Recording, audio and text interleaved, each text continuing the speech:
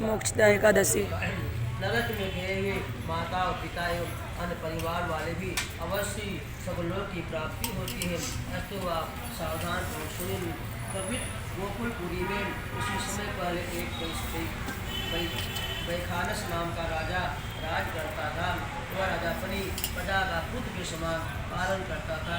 उसके राज्य में चारों वेदों को जानने वाले निवास करते थे, कर्मिष्ठ ब्राह्मण निवास करते थे।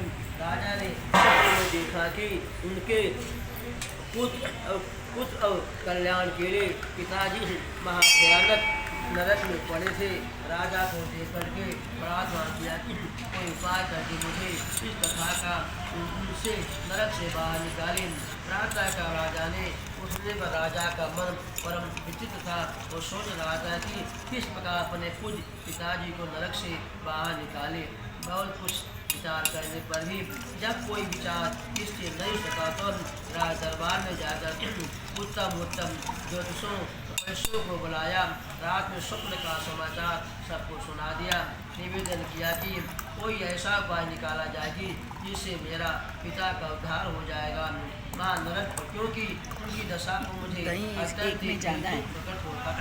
ईश्वर सारा का सारा एकदम निरर्थक है। हाथी घोड़ा धन संपत्ति स्त्री पुत्र परिवार मुझे कुछ भी आनंद पूर्वक प्रतीत नहीं होता है।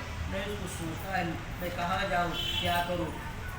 पिताजी की कष्टों का निवारण करके समर्थवान पुत्र का जीना किस काम का, जिसके पूर्वज नरक में पड़े।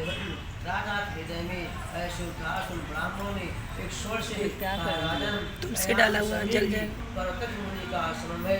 महामुनि भूत भविष्य वर्तमान तीनों लोगों को जानते हैं। डाला नहीं, ऊपर से गिरती है। रास्ता अवश्य मिल जाएगा।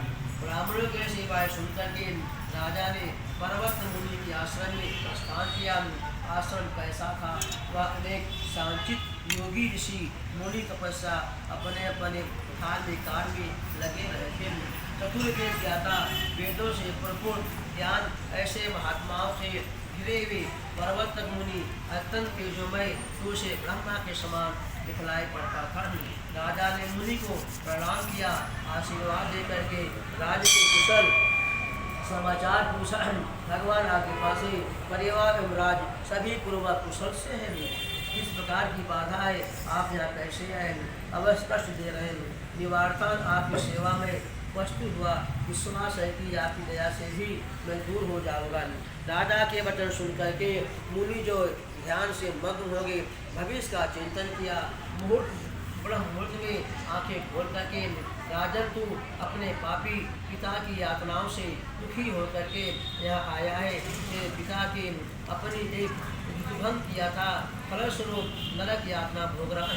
वचन सुनकर के राजा ने भगवान इस दान पुण्य से भक्त का उद्धार होगा विचार करके मुनि ने कहा, राजन अगहन मार्गशीर्ष में शुक्ल पक्ष की एकादशी का आप परिवार सब पीजिए। उसका पुण्य जो है अपने पिता के लिए दे देना, आगे पिता का नरक से उद्धार हो जाएगा।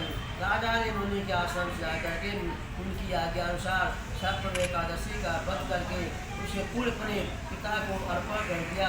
पिता को नरक से निकाल लिया। नया विमान में बैठ के राजा सब लोग को चले गए।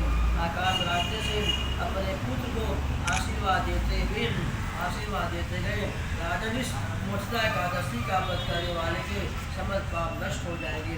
वह मोक्ष को प्राप्त कर लेगा। इससे बढ़कर के मोक्ष देने वाला कोई दूसरा व्रत नहीं है। इस व्रत के करने से क्या फल मिलता है इसे भी मैं नहीं जानता।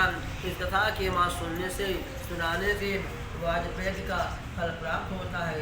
स्वर्ग मोक्ष को देने वाला एकादशी का व्रत चिंता बड़ी स्वरूप होता है। एकादशी माता की जय हो मोक्षदा एकादशी की।